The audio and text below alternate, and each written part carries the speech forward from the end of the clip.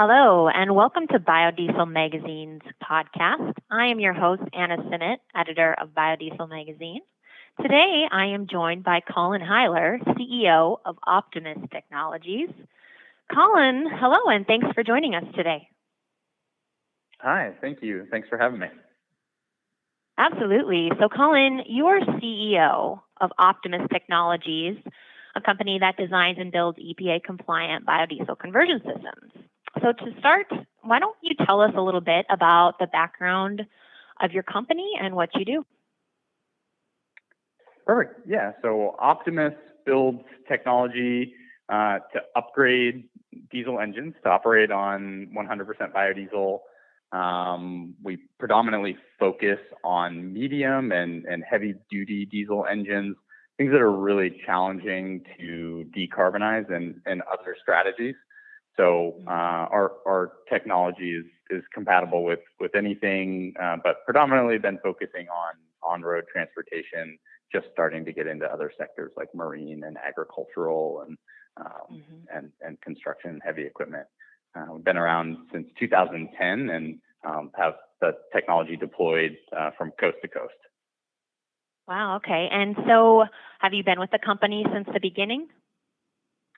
Yes. Yep. I started the company. Actually, spun the technology out of another company that I had founded that was in the feedstock collection and aggregation business. So we were collecting and processing feedstock for biofuels and saw there was a gap in the compatibility. I think most people will be familiar that diesel engines are generally compatible with biodiesel blends up to about a 20% level. And there's some operational and technical challenges to exceed that blend limitation. And so that was the initial impetus for the development of the company and the development of the technology. And we really, over the past 3 years, have seen such a fundamental transformation in the global demand for sustainable solutions that we could not have imagined in 2010 when we were first getting started. I bet. So, it seems like one of the cornerstone of your company is your Vector system. Could you tell us about that? Yeah, the Vector system it's a dual fuel technology. So one of the key aspects is that we're never inhibiting the engine from operating on traditional diesel, but the predominant, more than 90% of the operation actually occurs on 100% biodiesel. And we do that and we overcome some of the challenges that fleet managers historically have had with biodiesel, by using a series of heat exchangers and some conditioning loops to always start the engine on traditional diesel and shut it down on traditional diesel. We use waste heat from the engine to process the biodiesel, condition it so that regardless of whether it's 80 degrees Fahrenheit outside or -20, biodiesel is in a state that's suitable for use within the engine. Biodiesel typically has a slightly higher viscosity than traditional diesel. So by heating it and using heat exchangers, we're able to, one, overcome the cloud point and the gel point issues that have typically plagued the cold weather operation of biodiesel. But you're also able to reduce the viscosity on the fuel so that the injector spray pattern matches the diesel injector spray pattern much more closely. And super interesting. The fuel system. Yeah. And the fuel system itself, everything is fully automated. I think that's probably another one of the really key advantages of utilizing our technology is the software controls and the interface from a driver standpoint allow users to get in the vehicles and just operate the vehicles without any user engagement. So from a fleet manager standpoint, it's truly a hands-off solution that allows them to decarbonize. So let's move on a little bit and talk about the work that you've done, some partnerships. I saw that you have partnered with REG. So tell us about that. Any other examples too of customers you've worked with that you would like to mention would be great. Yeah. We work with a wide variety of stakeholders in the biodiesel industry. REG being one of them. Another one being ADM. One of the things that I'm really excited about. We just wrapped up.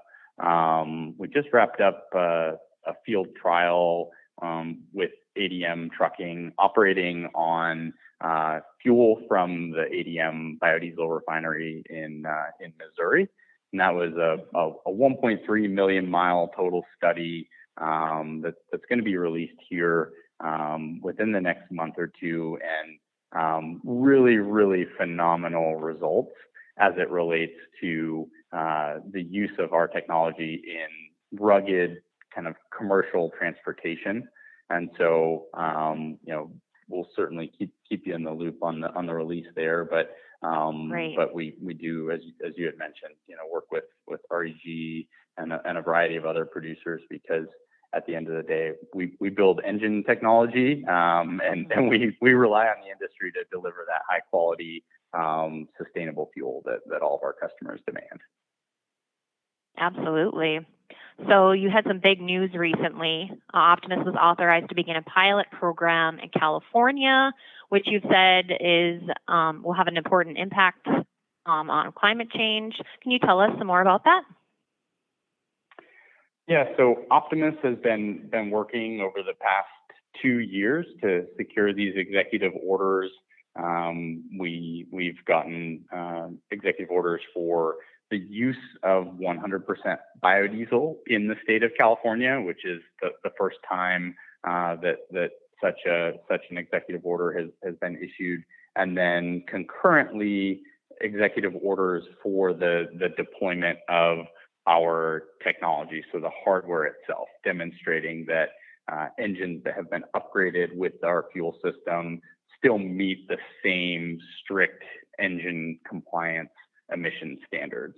And so having validated that and having secured the executive order for the use of B100, we're now able to deploy into the California market. And our first deployment will be with Valley Pacific Petroleum Products. So long-standing historical fuel provider in the state of California, very, very forward-looking in terms of reducing the carbon intensity of their operations. And, again, going back to your question about partnerships, we work hand in hand with them to secure those approvals. And, and it's just a great example of how collaboration and partnerships have helped to drive Optimus forward and open the California market to biodiesel fuel in a way that has not been available historically. Right. Well, congratulations on that. Looking forward to hearing more about it down the road. So my last question for you, Colin, is, in your opinion right now, what's the biggest barrier for fleets transitioning to higher biodiesel blends?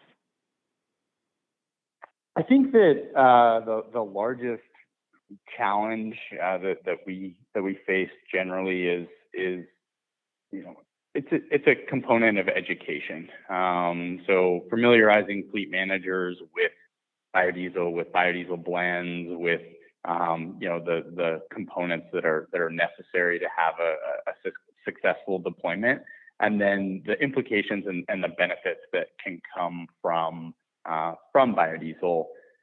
One of the things that we often hear when we talk to fleet managers is they've been given an electric only mandate or something of that nature, and truly when you dig in and you understand it, they've been given a mandate to decarbonize their operations or to achieve net zero. They haven't been given a specific technology mandate. And with biodiesel, every gallon of biodiesel directly reduces the fossil carbon equivalent. So you're reducing over 90% of your carbon emissions by deploying biodiesel, replacing petroleum diesels with biodiesel. And,